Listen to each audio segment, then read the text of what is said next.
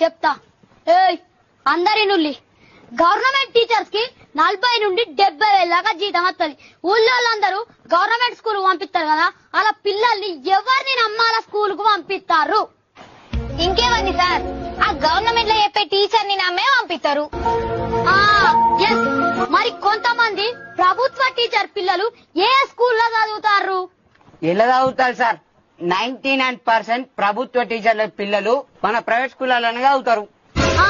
ఆ పిల్లల్ని వాళ్ళ స్కూల్ కి ఎవరిని నమ్మి పంపిస్తారు? గవర్నమెంట్ టీచర్లను నమ్మి పంపిస్తారు సార్.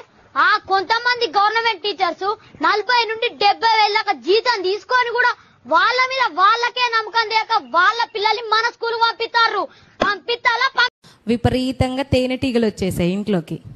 అవి వచ్చినాయి 10, 20, 30, 40 అలా ఒక పెద్ద తెట్టగా మారిపోతుంది.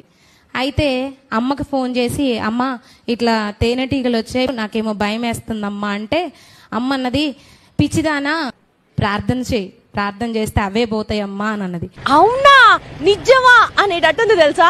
వెంటనే ఏం చేశానంటే, అన్నయ్య ప్రార్థన చేసి ఇచ్చిన ఆయిల్ని వాటర్లో కలిపి ఆ నైట్ ప్రార్థన చేసుకొని ఆ నీళ్ళని ఇంటి చుట్టూ చల్లి వెళ్ళి ధైర్యంగా పడుకున్నాం అందరం, పిల్లలమందరం. ప్రొద్దుటి పూట వెళ్ళి చూడగానే అవి, లేదమ్మా నీ ప్రార్థన మేము విన్నాం, మేము వెళ్తున్నాం అని మా ముందే అవన్నీ గుంపులుగా వెళ్ళిపోయాయి. ఇంకా ఆలస్యం చేయకుండా మీ అందరిని పిచ్చి ఆసుపత్రికి తోలేయాలరా. అసలు వంట నేర్చుకోకుండా ఏం చేస్తావు ఇన్నాళ్ళు?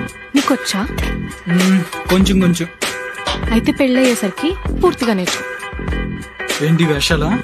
ఆ చాప్ బోర్డ్ తీసుకుని ఈ ఆనియన్స్ కట్ చేయి. నెక్స్ట్ ఏం చేయాలో చెప్తాను. ఏంటి ఆలోచిస్తున్నావు? నేను కట్ చేయాలా? నా కోసం ఆనియన్స్ కూడా కట్ చేయలేదా? ఇంకా ఆనియన్స్ ఏంటి? అమ్మా మీరా? కిళియే కిళియే మణి మణి